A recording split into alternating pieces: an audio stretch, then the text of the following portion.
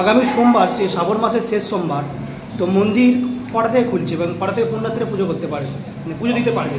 আমাদের সোমবার হচ্ছে যে মঙ্গল আরতি, আমাদের ভোরবেলা যে মঙ্গল আরতি হয় ভোর 4টের সময়, সেই 4টের সময় মঙ্গল আরতি করে নেওয়ার পর তারপরে আমাদের মন্দির এই মানে ঘট ধোয়া ওটা যে নিত্য সেবা করে নেওয়া হবে।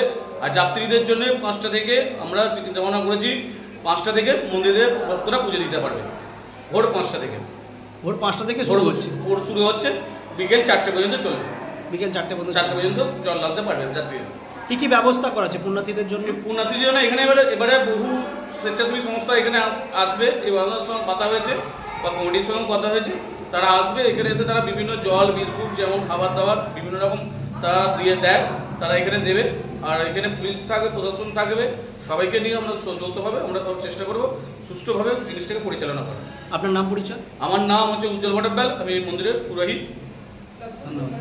আপনার উজ্জ্বল ভবিষ্যতের একমাত্র দিশারি জ্যোতিষ জগতে অদ্বিতীয় ডক্টর অঞ্জন শাস্ত্রী। দেখুন জ্যোতিষ অঙ্গনে অঞ্জন প্রতি রবিবার ঠিক রাত 12টায় শুধুমাত্র TV9 বাংলায়।